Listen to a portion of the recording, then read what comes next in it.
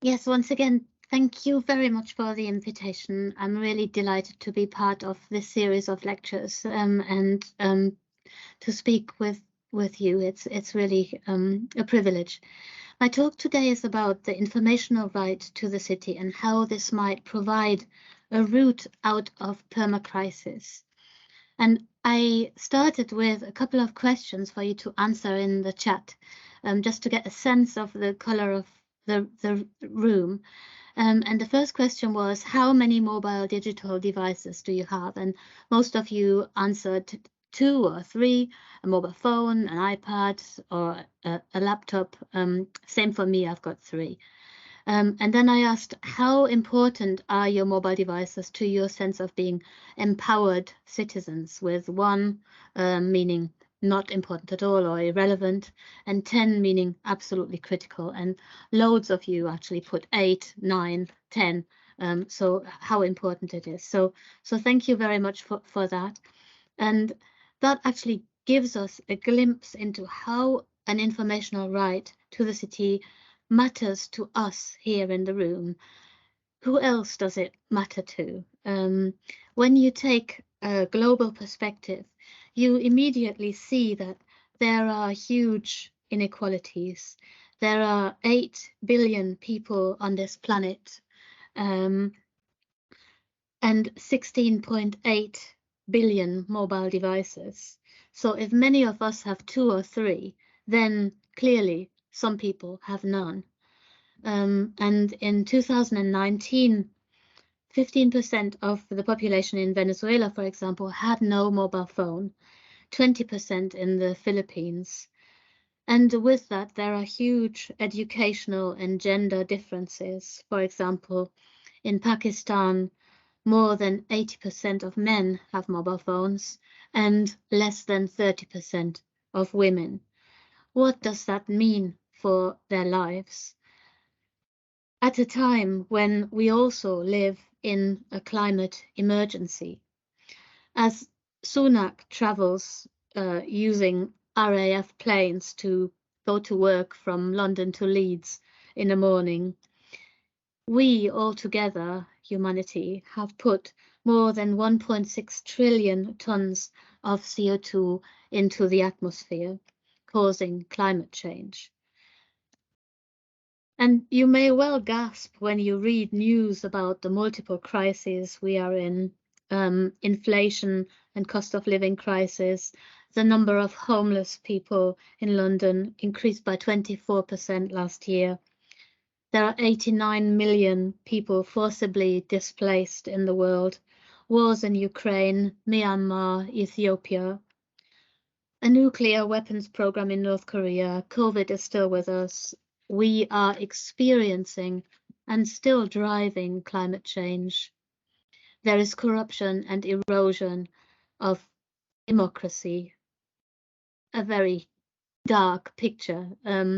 Permacrisis is a new term that emerged in 2022 against this background, and scientists are actually arguing that we, humanity, the biosphere, the climate, are in collapse.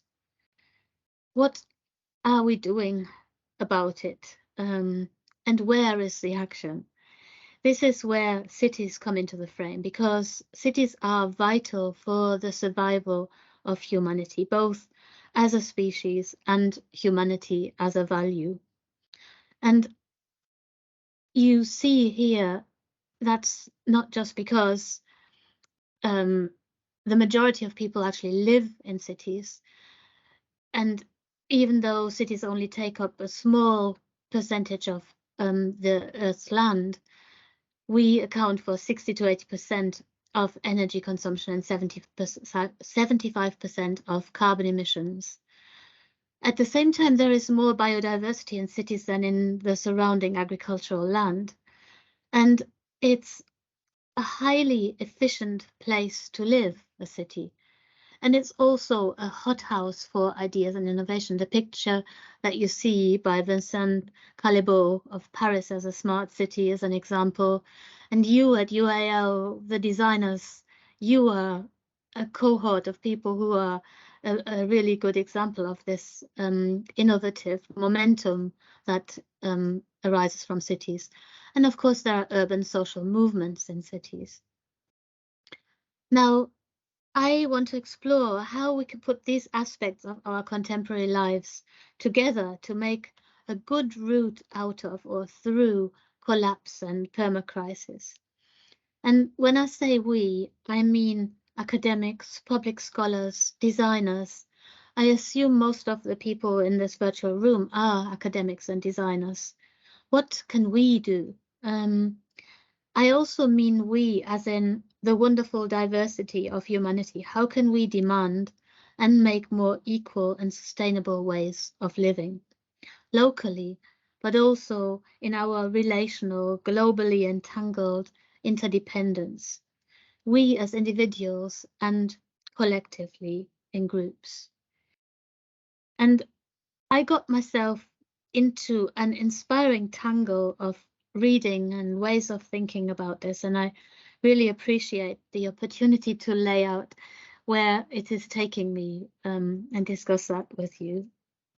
So the person I have read is Henri Lefebvre, a French philosopher and political scientist, sociologist, geographer, who argued that we are living through an urban revolution, that actually urbanization is shaping the planet and we are moving towards complete urbanization, and that this is something strange and wonderful that is taking place through this urbanization of society.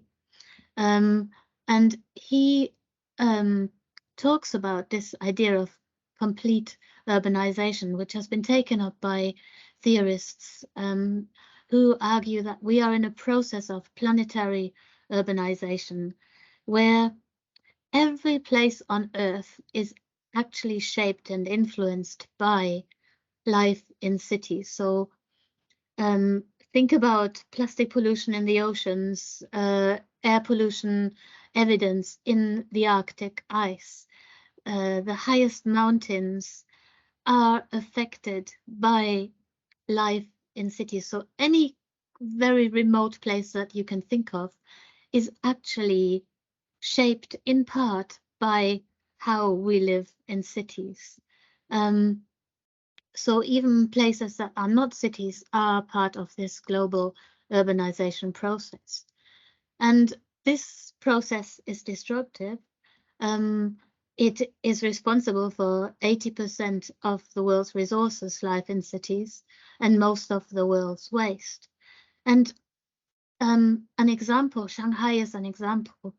Climate change brings sea level rise, and 410 million are at risk. Million people are at risk from sea level rise in coastal cities globally. And Shanghai is one of the most vulnerable cities, and you can see how it is today here, covering this vast expanse of space and have a river through the city.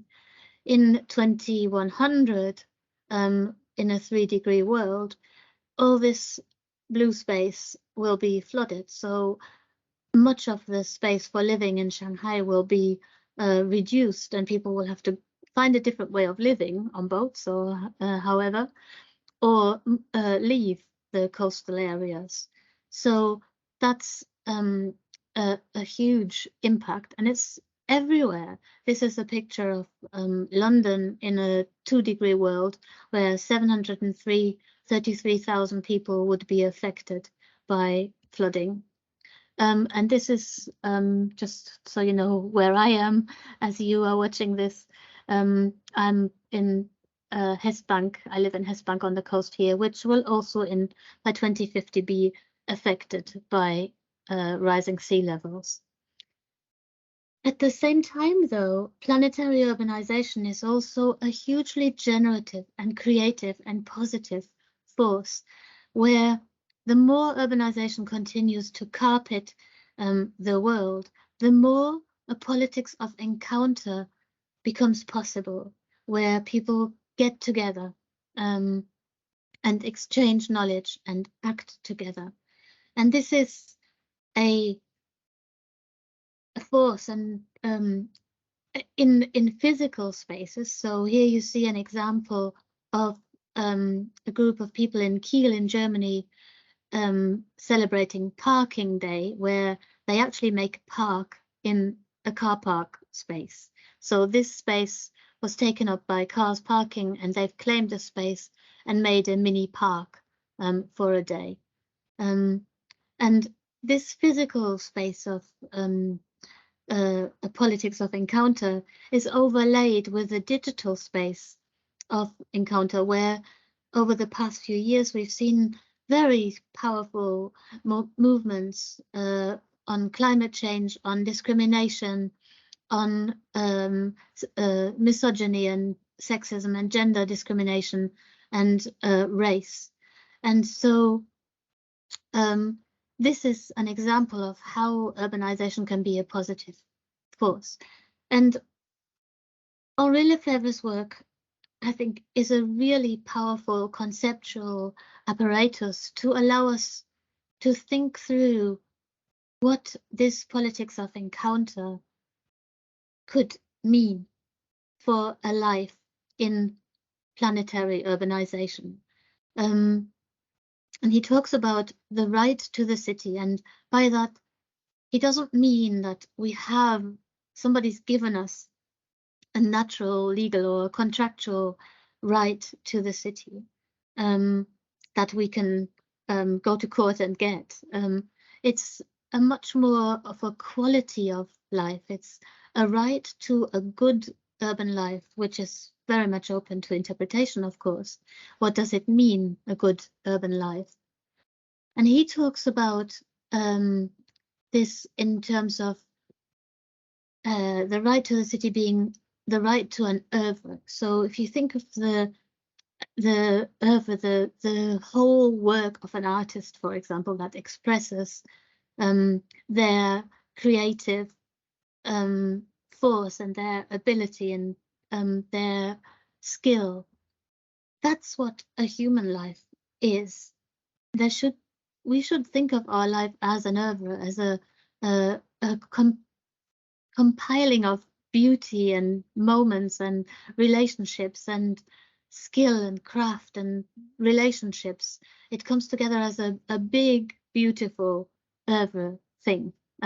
So when he talks about the right to the city, he describes the different dimensions of what a right to the city is. So he talks about centrality, which is not a geographical thing. So you don't have to live in the historical center of a city to have centrality or to be able to live in a central way.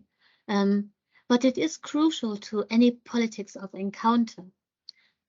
So if there's good mobility or if you can use digital technologies, centrality and connection is easier in this way. And he also argues that more centrality means more encounter.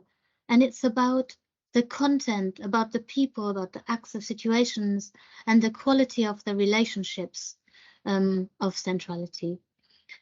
It's a horizontal quality where we are all equal and have a capacity to enact this centrality. And it doesn't mean that we have to really deeply engage with everybody and be in each other's pockets and have these really close relationships. Centrality may be just, wandering past a parking day and feeling kind of part of this movement without interacting with anybody, just enjoying the moment and the acting and being part of this process, maybe with a smile or something like that. But centrality also means that we can take back that which has been dispossessed. So the space cars take up, they take away from street life and from streets being public spaces for people to inhabit. And so we can see how here people are actually appropriating the parking space, the little park that they are making. And that actually realizes the use value of the city, not the exchange value. So there isn't any money or profit to be made from this. It really focuses on what is good for people and how can you release that positive energy and the creativity.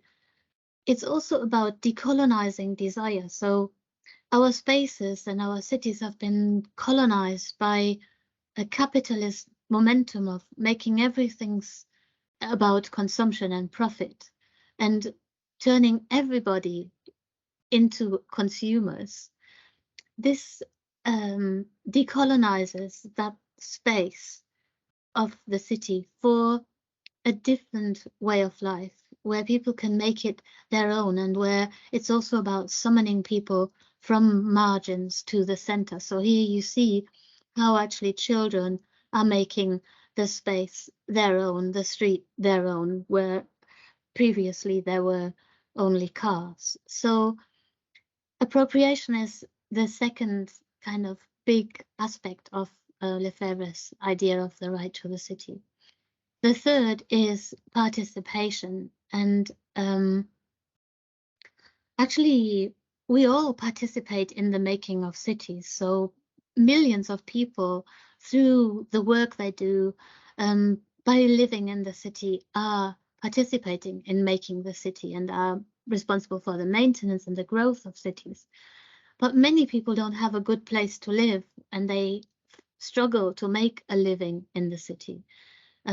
They are excluded from actual meaningful participation in the decision-making process. And Arnstein's ladder of participation breaks down different levels and different forms of participation, going from basically what she calls non-participation, which is manipulation and education, and tokenism, which is about informing, consultation, placating a sense of wanting to be involved in decisions, to genuine citizen power, where power is delegated to cities, where there's partnership and citizen control.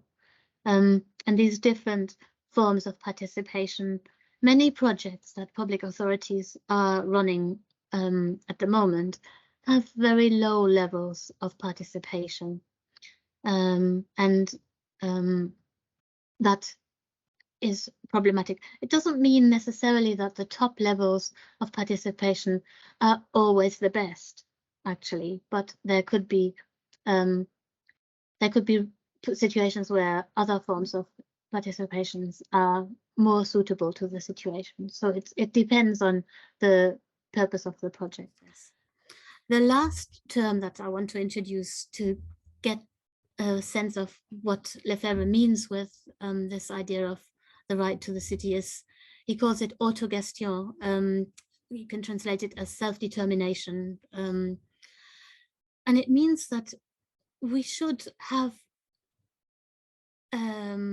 ways of controlling how we consider our life to be an oeuvre and how we want it to be, and not just as individuals, but also as groups and as society.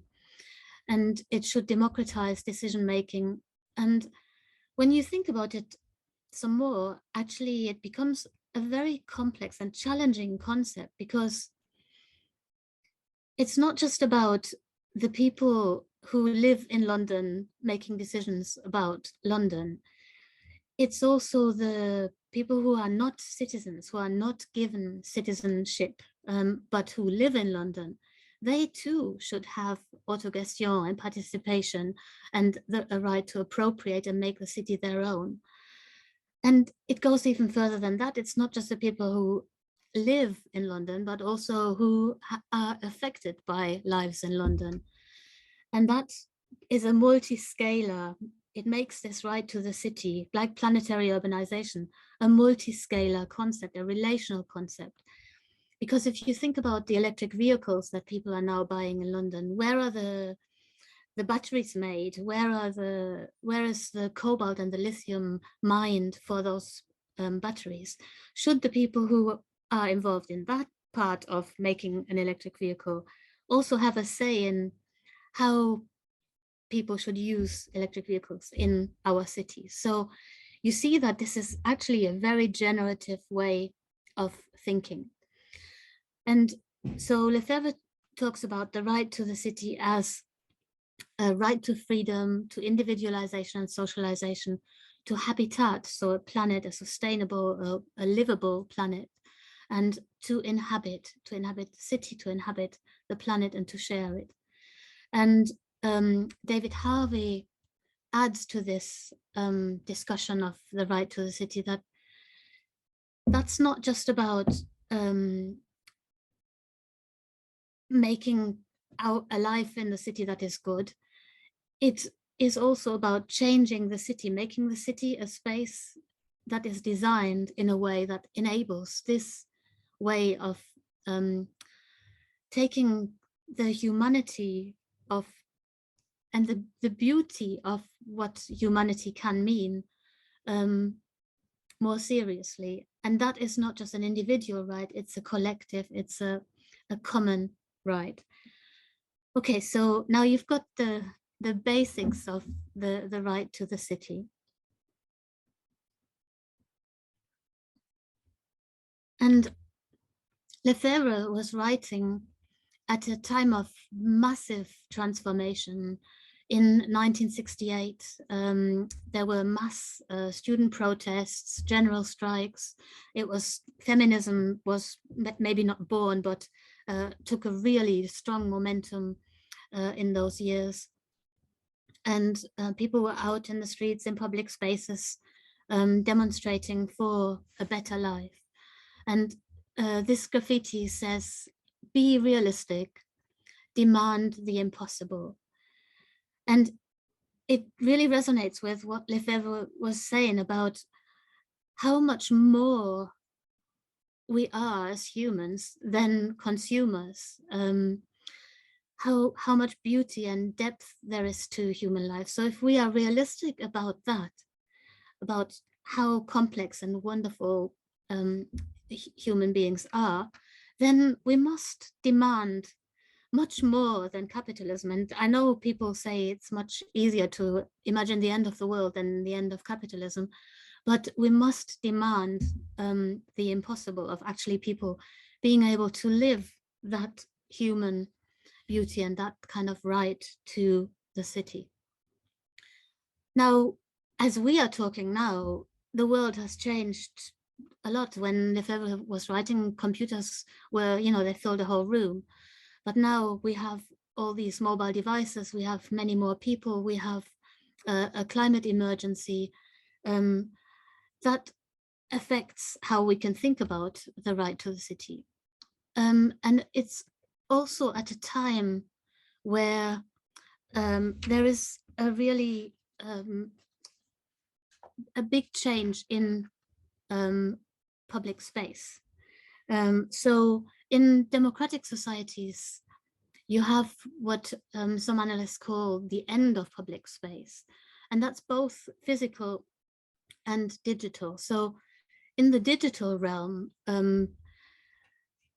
security forces are using more and more artificial intelligence to hack into the communications of people trying to organize protests or demanding the impossible, I guess. And one of the things that they picked out was the environmental movement calling for system change. And in a memo to the security forces in the PREVENT program in 2020, they argued that this demand for system change actually qualifies environmental movements as terrorist movements, and then all the laws to stop them from actually organizing protests in physical spaces are underpinned by sentiments like this. And so we have in democratic spaces a shrinking of public space, both in the physical sense and in the digital sense. In authoritarian states, we have a different picture where you have censorship in digital spaces, and you just don't have public spaces in the same sense. The Genovese and Lee talk about how there is a lack of public space. Public space is more seen as official space for official functions and events rather than for people to have a politics of encounter. So you just don't get that so much. So what we're getting instead is a promise of fixing the multiple crises that make life hard for so many people, that this promise that there is a technological fix, so we get smart cities. And I just want to play you a couple of videos, just little snippets of them, to give you an impression of what these promises are about. So I'm just going to play you this one and then the next one.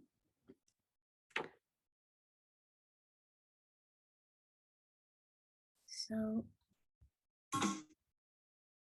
now I'm at the China-Singapore Tianjin Eco-City in North China's Tianjin municipality.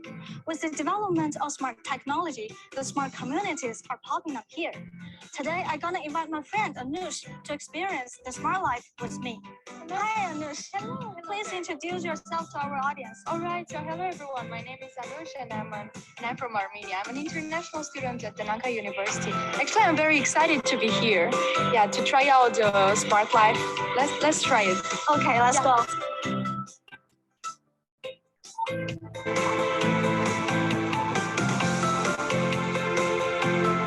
I think that in China, in lots of smart communities, they've got like something like this kind of smart devices for the body temperature measurement. Yeah. And I feel like they've played an important role for the prevention of and control of COVID-19 like pandemic. Yes, of course. They can make you feel safe and sound. Yeah, besides this device can detect the abnormal temperature, and it can send an alarm to the property management staff. Wow, I think that's quite smart. Yeah. So the community environment here is very beautiful, and then the running track here looks very attractive. Do you think it's smart? Yeah, it is intelligent. Look at here. It is equipped with the facial recognition device and many sensors, which can capture your face and many basic information like your age and your gender. And more importantly, it can trace your running steps and actions. Do you want to have a try? Yeah, sure. Try it. I'll try it now. Okay, see you later.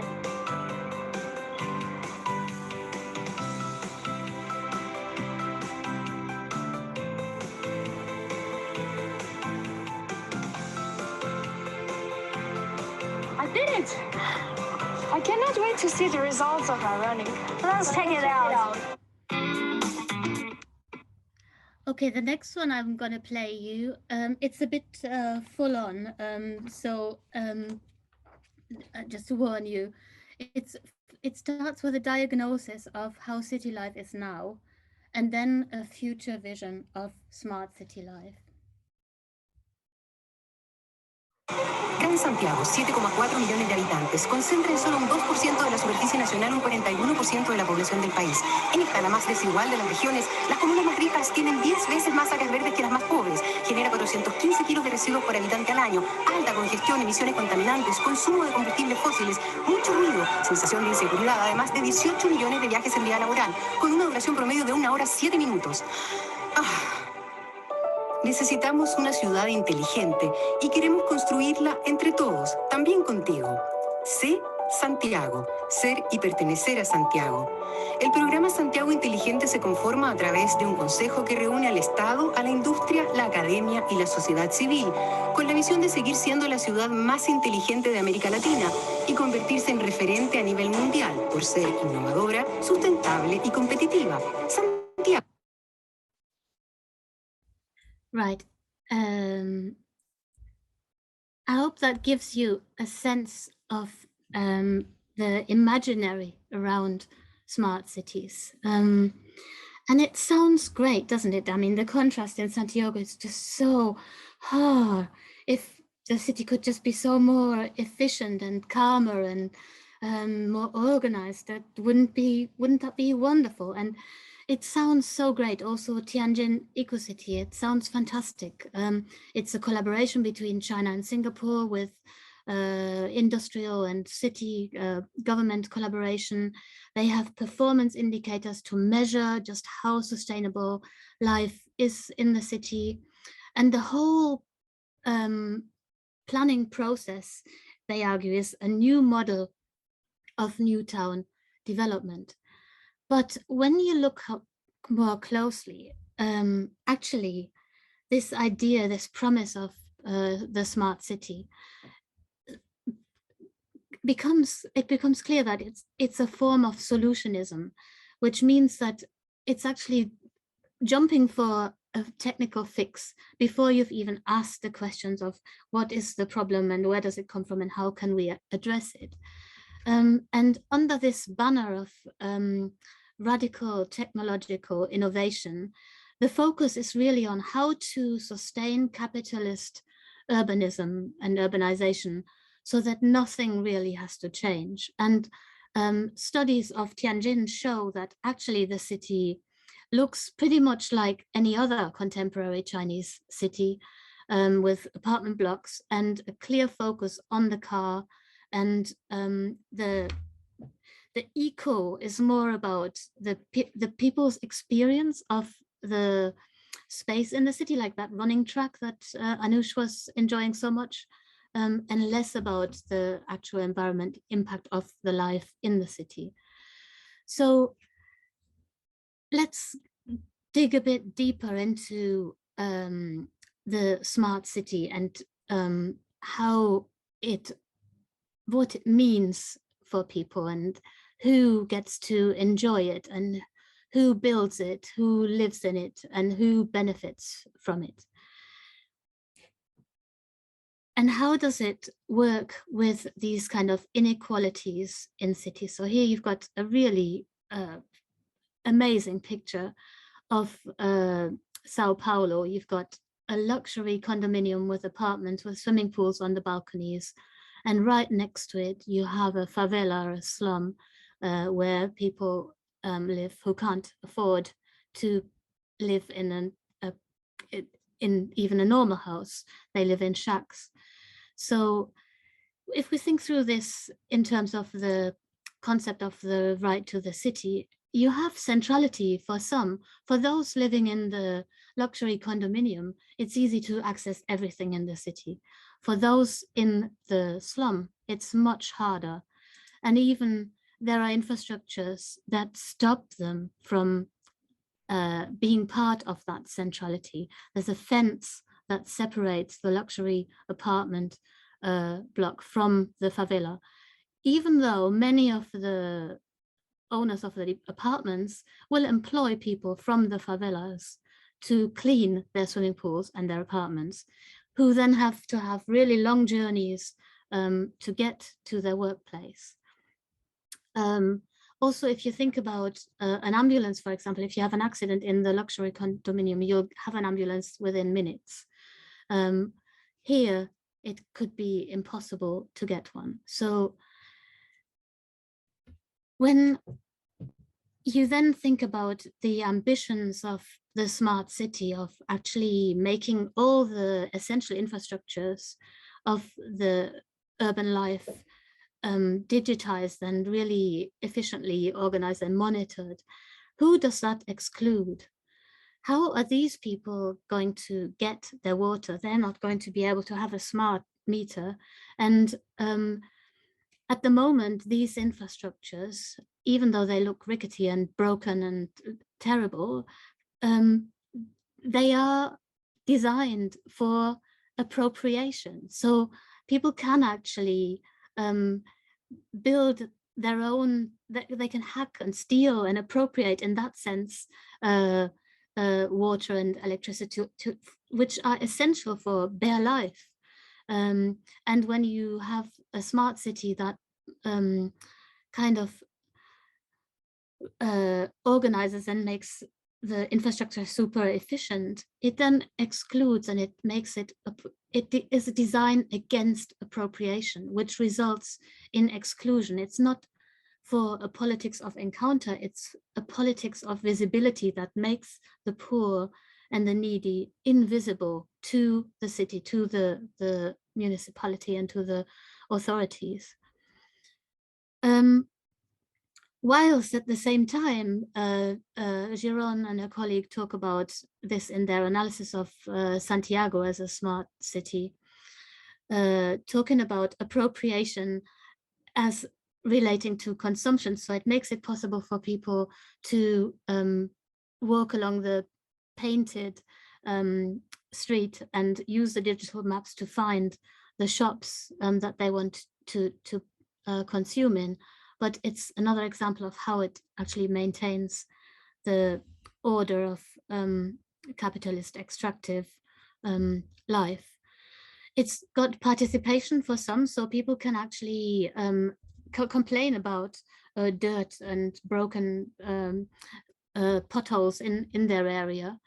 And the people who are supposed to fix these infrastructures or clean the streets are now fixed with GPS trackers, and their pay is being docked, reduced if they don't address all these complaints. So it becomes participation for the elites that rather than everyone. So you can see how problematic this, how the concept of the right to the city allows us to actually dig into the problematics of the smart city.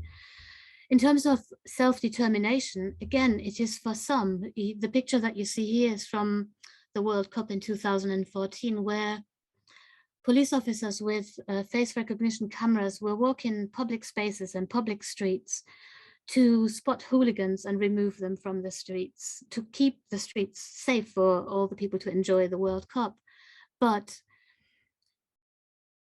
a danger there is that there is discrimination built into the digital technology. So for example, face recognition can recognize white male faces very easily.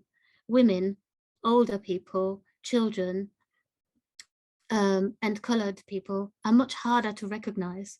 And that means that they will be picked out to be investigated much more often than white males. And so in some cases, and this is Jean-Charles de Menezes, who was killed because data about him created a wrong picture of him being a suspect in the London bombings, and he was actually killed. So there can be really dramatic consequences for people being left outside by the kind of black boxed digital technology. So at this point, you might ask yourself, well, an informational right to the city is pretty much impossible. And you have a point, because surveillance capitalism is such a powerful force in our lives, where the data that we generate, even about our emotions, can be exploited for profit. So here you've got an article by Riley about how Facebook is targeting depressed teenagers because they are more susceptible to advertising. And it has allowed this instrumentarian power of that underpins the smart city, that thinks that everything can be controlled, into the digital realm, where the behavioral surplus that we produce through the data that we produce with all our mobile devices can be funneled into a power that is fueled by categorization and prediction and anticipation and manipulation. And Shoshana Zuboff says that this is as significant a threat to human nature, humanity, in the 21st century as industrial capitalism is to the natural world. So it also poses challenges to market democracy. So it's also not a clear kind of oppression. It's Kafkaesque. It is nobody really knows how it works, how AI works, for example, and who's being excluded and why people are excluded. It becomes really difficult to understand why you are being excluded from centrality and appropriation and participation. So it becomes hard to protest against it because you can't prove exactly where the exclusion is happening, also because people are being made invisible. So now, how can we be realistic about the beauty and the wondrousness of humanity and demand the impossible, an informational right to the city? Now, I love this picture, which is a kind of really a zoom into the city. It's an apartment, the apartment of Debroy and her husband and their 2 or 3 year old son. And the graph that you see there is how the boy learned the word water in their apartment. They have equipped their apartment with cameras, with microphones, with recording devices to create big data about language acquisition. And they tracked exactly how their boy went from saying ga, ga, ga, ga, ga, to I want a glass of water. And they tracked not just what he was saying, but also what the people, Deb and her husband and their nanny, actually did to help him learn. And what they found was that when he started to almost say water, they reduced the complexity of their speech, their language, so much that the word water stood really out for the kid and really helping him, infrastructuring him to learn the word. And they found this over and over again, these kind of things. And I think it's a wonderful example of what Haraway calls responsibility, a curiosity, a compassion that we have and that we can enact to respond to knowledge about others, seeking to learn more about others, feeling for others, and acting insofar as possible to enable and to realize potential and to reduce suffering. And I think the informational right to the city, based around this idea of responsibility, could be a really powerful thing. So let me draw to a close by talking about a new story of how can we enact an informational right to the city and a data commons. It has to center around an ability to enunciate, to articulate dissent to surveillance capitalism, for example. And it has to put data at the hands of citizens so that we have much more control, autogestion, over the behavioral surplus that we produce. And it can create a centrality that is much more relational and connected. So this is an example from 2011, when in Egypt there were protests, the Arab Spring, about oppression, and the government actually decided to turn the internet off. So you see this really sharp drop here of the red curve of internet traffic. They just turned it off. And before, people had been on Twitter and been engaging globally with a global audience. But they actually had a new sense, if you will, of awareness of how they were not just on Twitter and in social media, but also in a media space of global media. So they made these physical placards to keep the global audience having an interest in their uprising and support their resistance. So centrality there can actually spread beyond the parking day, for example.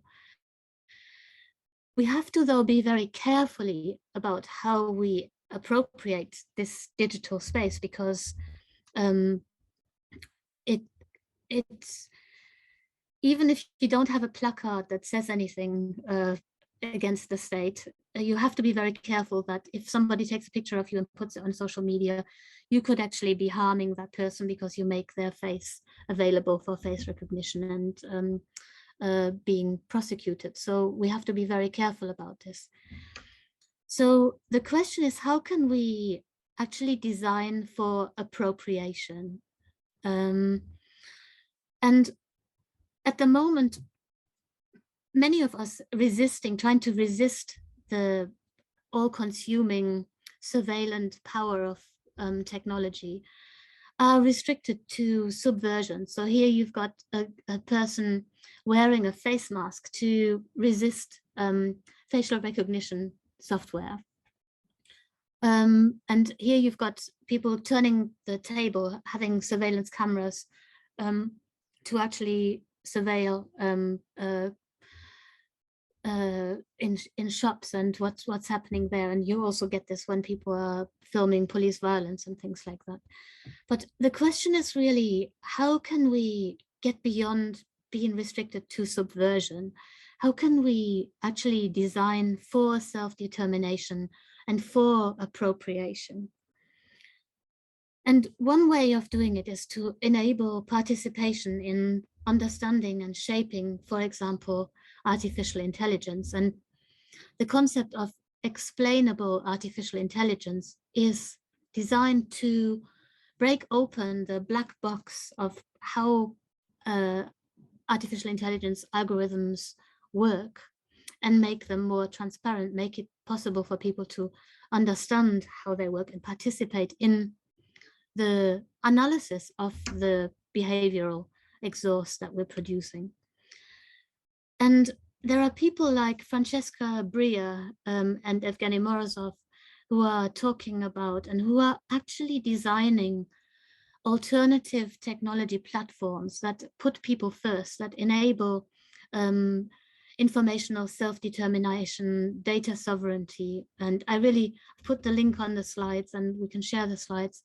I really encourage you to have a look at the work that they are doing in Barcelona and Amsterdam and Hamburg to design platforms.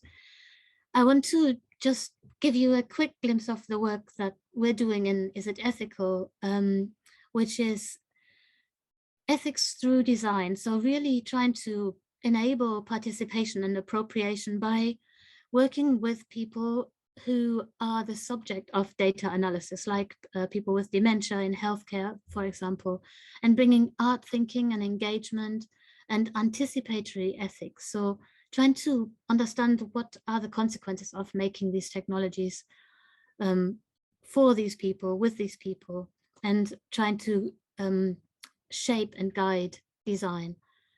And also on a broader level to ask how ready, how good are technologies for society? So how good are they in supporting a right to the city when it comes to decarbonizing transport, for example? How good are electric vehicles for societies? How else could we actually decarbonize transport? And that's work that's ongoing at the moment in isITethical. And so I'd just like to thank you again for letting me talk about the thinking that I'm doing at the moment and invite some questions and discussions if we've got time. Wow, Monika, that was amazing. Absolutely inspiring. You can ask your questions in the Q&A. If there are too many questions that we cannot manage to answer, Monika may arrange a system where she's going to copy the questions and answer, and I'm going to publish the answers in the Moodle for the people that have access in the Moodle. I can also publish the answers in the website for the people that is listening to us and is not from UIL. This is very amazing because I already can see the politics of encounters, the idea of participation and the value of self-determination, like shaping a brief of how can we do ethics of AI. But also you were talking about the technological fix and actually in general, the digital rights. I was thinking about a question from a student that didn't like to hear this talk in the Zoom because she wasn't agreeing with the politics of the company. And I was thinking about the times that I don't agree with the politics of Microsoft, for example, and how that we don't even have the right to ask for what are the digital products that we need to consume for work. if I'm going to a conference and I was in person and I don't eat meat for political reasons, I could ask for a vegetarian option, while in the digital realm, we don't have those rights. So I just leave this rant here. And the first question is from Lara Salinas. I'm reading to you. Thanks, Monika. Loving the talk. My PhD thesis was based on Lefebvre as a starting point to make sense of physical digital hybrid spaces. So really enjoying it and hope we can catch up on this. Design is political, there is no question about. And she put 3 questions. I don't know if you're gonna have the time, but I'm gonna read them. Question 1. I found the level of participation a bit antagonizing. I'm more interested in frameworks that support agonisms and ultimately collaboration. Any thoughts? Question 2. Really like when you talk about the need to decolonize desire so that we envision many different centers. Can you please talk more about it? And the last question is, service design with a focus of problem solving is guilty for falling into the trap of solutionism, which is contributing to our collapse as a society. Do we all need to become design activism? If there is any other option? And then she writes something in French that says, "So le pave la plaie." Oh yeah, so yeah, I don't really know what that means in English actually. I think I it don't means know. under the paving stones there is the beach, but I don't know. It could be complete nonsense. I don't know. But yeah, they're fantastic questions, and also your question, Marley. And the ladder of participation, I think that's a really good point. I think Einstein actually never meant it to be like at the bottom we have a manipulation and at the top we have self-determination, and one is bad and one is good. Actually, the thing is much more complex, and for some engagements with people, actually manipulation might not be, I can't think of an example where that might not be a bad thing, but actually informing can be a good thing, and informing can be a good way of participation. But I also agree with Lara that agonism and agonistic democracy is a very important way of addressing this. And actually in the societal readiness assessment framework, that is an infrastructure for agonistic democracy.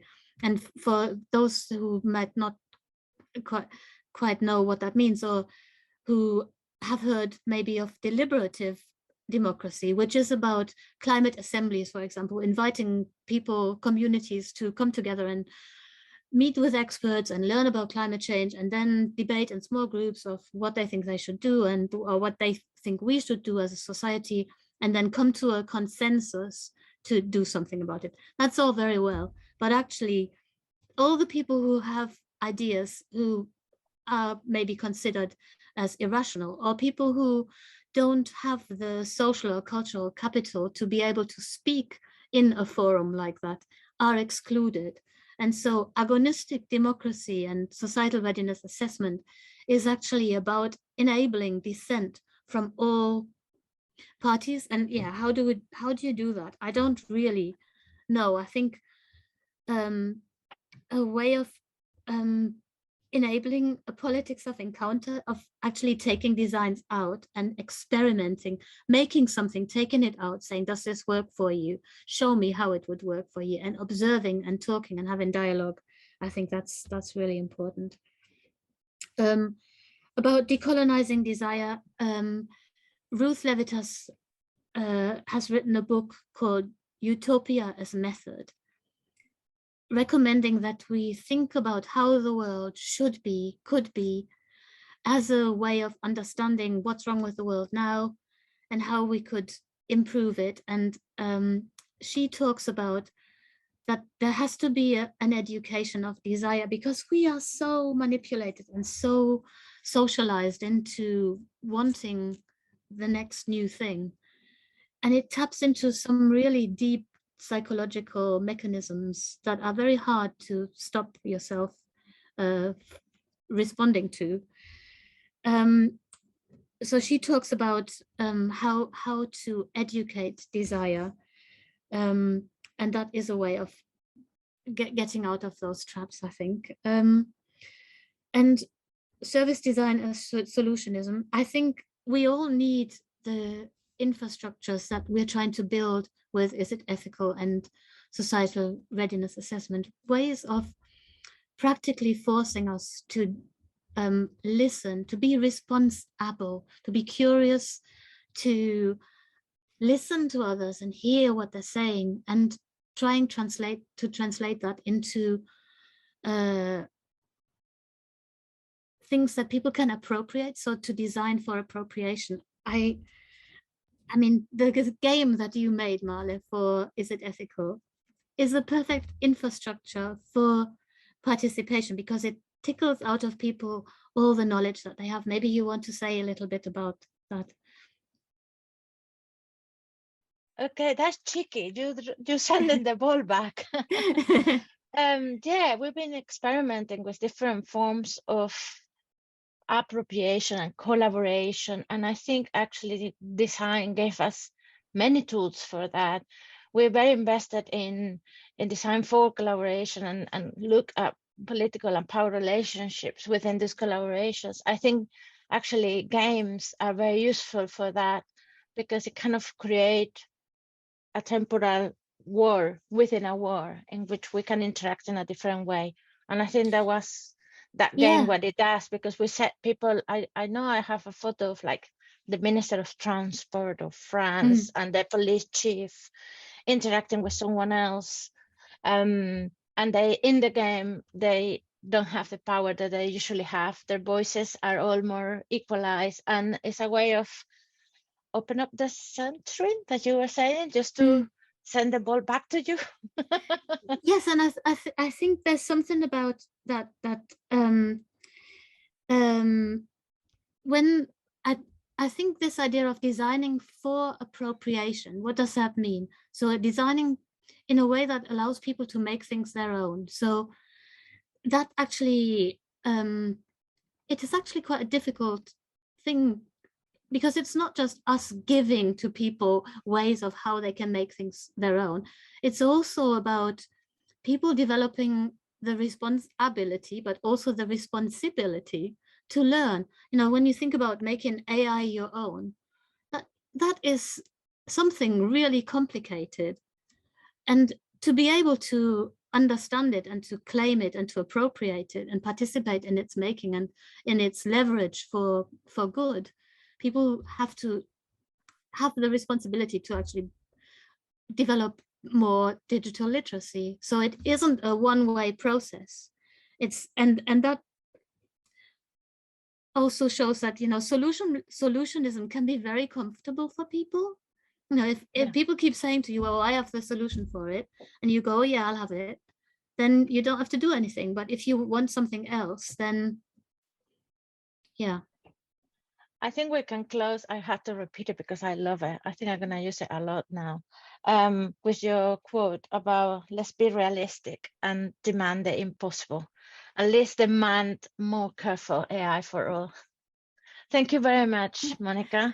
Thank and you. Thank you all for coming and for the questions. Thank you very much. Bye-bye. Bye.